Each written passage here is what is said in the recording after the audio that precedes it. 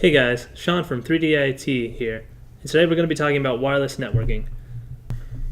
I'm going to be telling you about the 802.11 standards and the differences between them, wireless networking hardware, and the different types of wireless networks. So what are the 802.11 standards and why are they important? Well, the 802.11 standards are different types of wireless WANs, all with different characteristics. Now there are multiple 802.11 standards, but we're going to focus on the main six.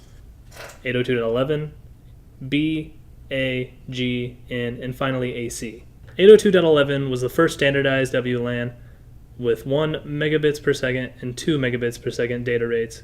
It runs at 2.4 gigahertz radio frequency and was ratified in 1997. It didn't see much use until 1999 when 802.11b was introduced. 802.11b standard operates at a 2.4 gigahertz frequency with a data rate of 11 megabits per second and was ratified in 1999. This became a widely used wireless standard by both vendors and consumers because of its ability to handle most applications with its data rate. Next on the list is 802.11a. It operates at a 5 GHz frequency with a data rate of 54 megabits per second and is immune to interference from devices that operate at a 2.4 GHz band. So you've heard me say 2.4 GHz and 5 GHz. So what exactly is the difference between these? Well, to put it simply, 5 GHz frequency has a higher data rate but a shorter distance at which that data can travel before it loses signal. 2.4 GHz has a lower data rate but will travel farther. Now that we've squared that away, let's move on to the next standard, 802.11g. 802.11g can be considered the big brother of 802.11b because of its compatibility with it. It was ratified in 2003 and has a data rate of 54 megabits per second. It has a frequency of 2.4 GHz. Next is 802.11n. It was ratified in 2010 and there are a few interesting things about it.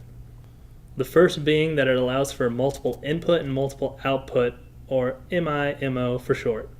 This means that it allows for multiple transmitters and multiple receiver antennas to increase data flow. It was marketed to have up to 250 megabits per second data rates. It can also do either 2.4 GHz or 5 GHz frequency. And finally, the last of the 802.11 standards, 802.11ac. 802.11ac was ratified in 2014 with a 5 GHz frequency and a data rate up to 1 gigabit. I will also be providing some charts comparing all of the standards and their ranges. Now that we're done talking about 802.11 standards, let's talk about wireless hardware. There are two main pieces of hardware when talking about wireless networking: the WAP, or the wireless access point, and the wireless NIC.